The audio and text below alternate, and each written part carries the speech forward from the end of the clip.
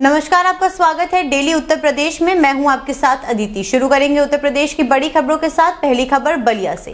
खबर यूपी के बलिया से, जहां पर कोतवाली अंतर्गत दवा कारोबारी और व्यापारी नेता अरुण गुप्ता ने गोली कांड को लेकर बड़ी बात कह दी है। बनारस से इलाज के बीच में बलिया पहुंचे अरुण गुप्ता ने कहा कि गोली अभी कुमार की फंसी है, पुलिस इन्वेस्टिगेशन कर रही है, और कहा कि पुलिस को यह डाउट था कि मैं अपने आप को गोली से खुद मारा हूं, लेकिन ये भ्रम दूर हो चुका है। मैं पुलिस से मांग करता हूं कि मेरे ऊपर गोली चलाने वाले जो भी दोषी हैं उनको खिलाफ सख्त कार्रवाई हो, और कहा कि पुलिस इस मामले में वर्कआउट नहीं करती है तो 26 तारीख से मैं धरना पर बैठूंगा। अपना क्या नाम और परिचय बता दो।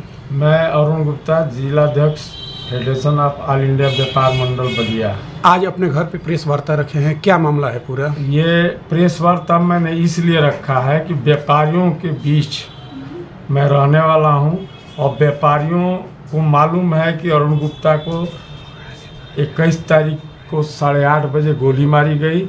और ये प्रेस वार्ता के माध्यम से मैं व्यापारियों को ये बताना चाहता हूं कि आप भय मुक्त रहें, सशंकित न रहें। अरुण गुप्ता ठीक हैं, अभी गोली उनके कमर में अटकी पड़ी है और पुलिस इन्वेस्टिगेशन कर रही है।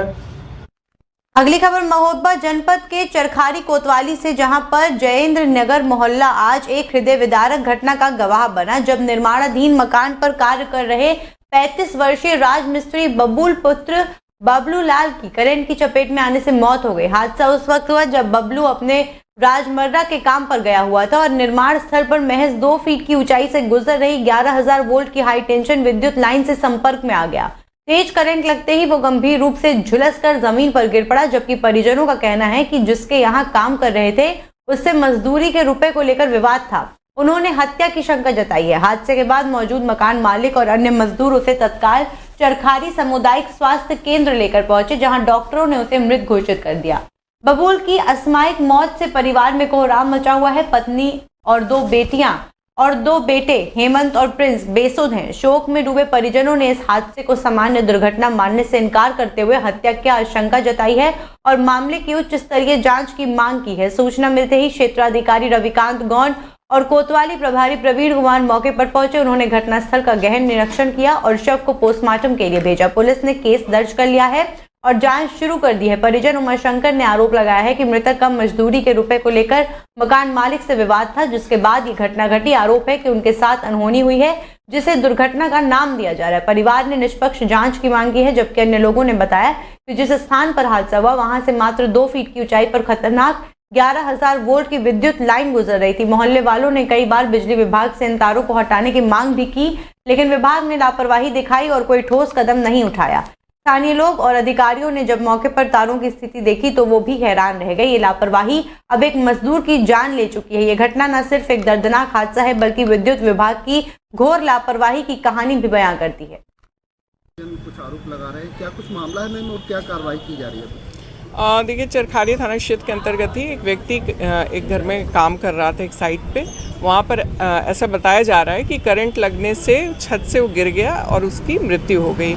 अभी परिजनों ने फौरी सूचना दी है। उस सूचना के आधार पर पंचायतनामा और पीएम की कार्रवाई कराई जा रही है। जो भी अग्रिम तथ्य संज्ञान में आएंगे उसके अनुसार विधिक कार्रवाई होगी। यह था वो आज सुबह 9:30 बजे काम पर गए वहाँ पर, तो कल काम बंद करना था, तो उनने बोला कि भैया पैसे दो, तो पैसे उनने दिए नहीं, कह रहे पूरा फाइनल काम कर दो फिर पैसे देंगे हम। तो इन्हें जी आज काम पे गए तो 9:30 बजे समथिंग गए काम पे, और बस उनके इतने किसी ने चोट मारी और तो करंट का ना उनकी एक चोट यहाँ पर खूब खून निकल रहा है, यहाँ पर खूब खून निकल रहा, और ना कहीं जले हैं ना कटे, बस करंट का कह रहे अनुभव लगा रहे करंट लग गया मारा है किसी ने भैया को।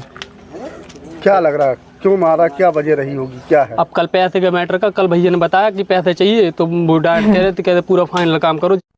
अगली खबर गोंडा से। गोंडा पुलिस अधीक्षक गोंडा विनीत जायसवाल के निर्देशन में थाना नवाबगंज पुलिस टीम द्वारा एक बड़ी कार्यवाही करते हुए नकली करेंसी बनाने वाले गिरोह के 2 सक्रिय सदस्यों को गिरफ्तार कर लिया गया है।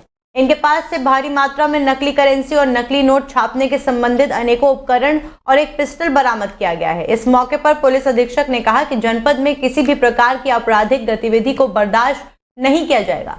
नकली करेंसी जैसी संगीन अपराध से जुड़े व्यक्तियों के खिलाफ कठोरतम कार्यवाही की जाएगी। नवाबगंज पुलिस द्वारा की गई ये कार्यवाही प्रशंसनीय है, जिससे कि इस तरह के अपराधियों के मनोबल पर प्रभावी अंकुश लगेगा। पुलिस अधीक्षक ने नवाबगंज पुलिस टीम की जमकर सराहना करते हुए 25,000 रुपए का पुरस्कार से इन्हें सम्मानित भी किया है और इस प्रकरण में पुलिस ने अभियुक्तों के विरुद्ध संगीन धाराओं में एफआईआर दर्ज कर विविध कार्यवाही की जा रही है। साथ ही अभियुक्तों के गहन पूछताछ भी की जा रही है, जिससे गिरोह के अन्य सदस्य और उनके नेटवर्क का भी खुलासा होने की प्रबल संभावना है।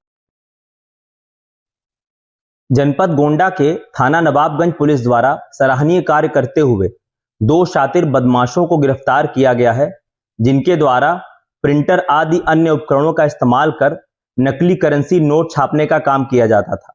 इन दोनों अभियुक्तों के कब्जे से प्रिंटर, कुछ सांचे, करीब 32 नोट 100 के जो इन्होंने नकली छापे थे, करीब 40 पेज जिनमें 100 के, 200 के और 500 के नोट एक तरफ के छपे हुए, कुछ तार आदि उपकरण इनके कब्जे से पुलिस ने बरामद किया है।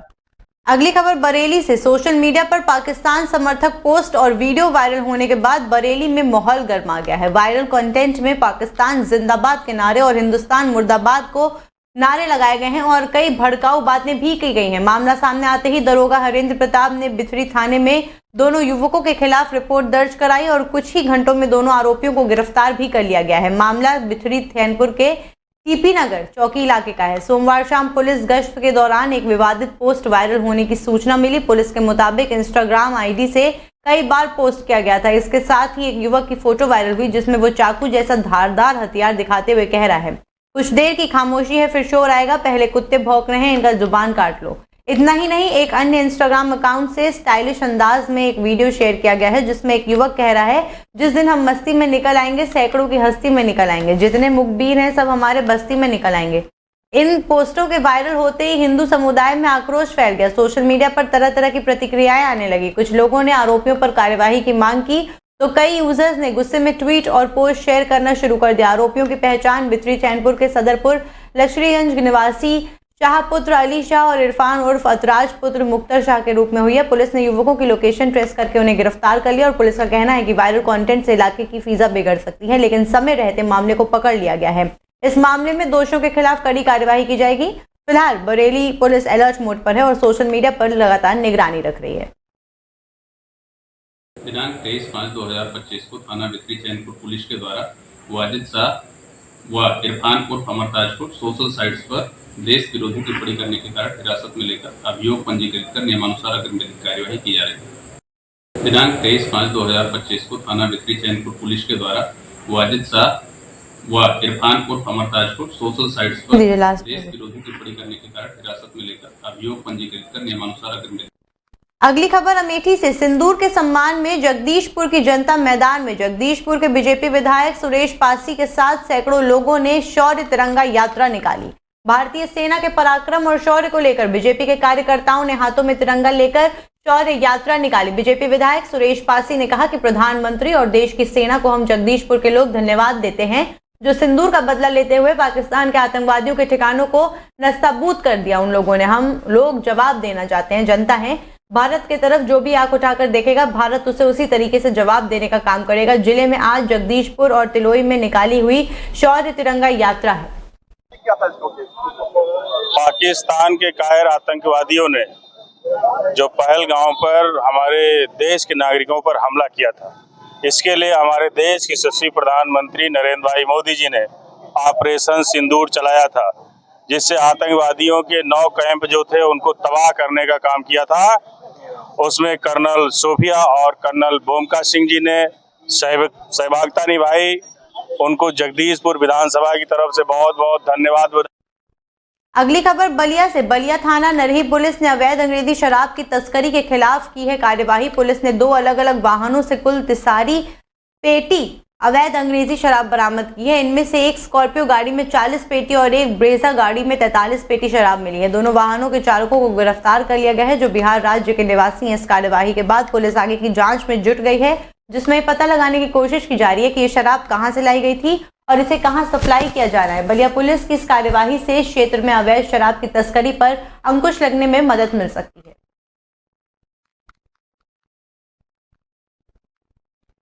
अगली खबर बरेली से। बरेली के भोजीपुरा थाना क्षेत्र के रमपुरा माफी गांव में शनिवार को दिन दहाड़े एक हिस्ट्री शीटर बाबू खां की चाकू से गोदकर हत्या कर दी गई। आरोप है कि गांव के ही हिस्ट्री शीटर एहसान ने अपने 3 साथियों के साथ मिलकर इस वारदात को अंजाम दिया है। परिजनों का कहना है कि एहसान ने धोखे से बाबू खां को अपने घर बुलाया और वहां उसकी हत्या कर दी। वारदात के बाद पूरे गांव में सनसनी फैल गई है। जानकारी मिलते ही पुलिस मौके पर पहुंची। एसपी नॉर्थ मुकेश चंद्र मिश्रा और सीओ हाईवे नीलेश मिश्रा ने घटनास्थल का जायजा लिया। फील्ड यूनिट की टीम ने भी मौके पर साक्ष्य जुटाए। गांव में तनाव को देखते हुए भारी पुलिस बल तैनात कर दिया गया है। मजदूरी करने वाले बाबू खां दरअसल शनिवार सुबह करीब 10:15 पर अपने गांव में एक निर्माणाधीन मकान में काम कर रहे थे। तभी एहसान वहां पहुंचा और बातचीत करते हुए उसे अपने घर ले गया। वहां पहले से मौजूद कामरान और शहजोज के साथ मिलकर उसने बाबू खां पर चाकुओं से ताबड़तोड़ वार किया और उनकी हत्या कर दी। हत्या के बाद शव को घर के बाहर फेंककर तीनों फरार हो गए। बाबू खां और एहसान दोनों ही पुलिस रिकॉर्ड में हिस्ट्री शीटर बताए जाते हैं और आपस में दोस्त भी थे। हालांकि अब तक आपसी रंजिश की कोई स्पष्ट वजह सामने नहीं आई है। पुलिस परिवारजनों के आरोपों के आधार पर तीनों फरार आरोपियों की तलाश कर रही है। शव को पोस्टमार्टम के लिए भेज दिया गया है। एसपी नॉर्थ मुकेश चंद्र मिश्रा ने बताया कि हत्या के पीछे की वजह अभी तक स्पष्ट नहीं है। आरोपियों की गिरफ्तारी के लिए दबिशें दी जा रही हैं और जल्द ही पूरे मामले का खुलासा भी किया जाएगा। आज दिनांक 24 मई 2025 को थाना भोजीपुरा पर प्रातःकाल लगभग 11 बजे के करीब SRMS हॉस्पिटल से सूचना प्राप्त हुई कि ग्राम रमपुरा माफी के बाबू खां पुत्र नसीर खां, जिनकी उम्र लगभग 53 वर्ष है, की हत्या हो गई है तथा उनका शव मोर्चरी में रखा हुआ है। इस सूचना पर थाना की पुलिस टीम ने पहुंचकर शव को कब्जे में लिया और पंचायत नाव पोस्टमार्टम की कार्रवाई प्रारंभ की गई। स्थानीय पुलिस तथा अधिकारीगण द्वारा रमपुरा माफी पहुंचकर घटनास्थल निरीक्षण किया गया, जहां जानकारी करने पर जानकारी हुई कि बाबू खां पुत्र नसीर खां, उम्र लगभग 53 वर्ष, की हत्या उसके गांव के ही एहसान सन ऑफ सिराजुद्दीन ने छुरी से घोंपकर कर दी है। अगली खबर कुशीनगर से। कुशीनगर पहुंचे विशेष सचिव सिंचाई डॉक्टर अरविंद कुमार चौरसिया जनपद में विभिन्न गांवों का आज उन्होंने दौरा किया। तमकुही ब्लॉक के नौगावा और बगही कूटी के वाटर ओवरहेड टैंक का भी उन्होंने निरीक्षण किया। पडरौना ब्लॉक के बरवाकला में वाटर ओवरहेड टैंक का निरीक्षण किया, जिसमें लगभग कुछ 300 लाख की लागत से बने इस वाटर ओवरहेड टैंक के पंप घर का भी उन्होंने निरीक्षण किया। ग्रामीणों से बात कर जानी आपूर्ति की जमीनी हकीकत, जल निकासी की व्यवस्था से असंतुष्ट दिखे कई लोग, तो उनसे भी उन्होंने बातचीत की। नोडल ने कहा कि जनपद में सकारात्मक और नकारात्मक दोनों पहलुओं से जुटाई गई है जानकारी और IAS डॉक्टर अरविंद कुमार चौरसिया सभी पहलुओं पर शासन को भेजकर रिपोर्ट भी भेजी जाएगी इस पर। और कुशीनगर के 2 दिवसीय दौरे पर आए हुए हैं फिलहाल वो।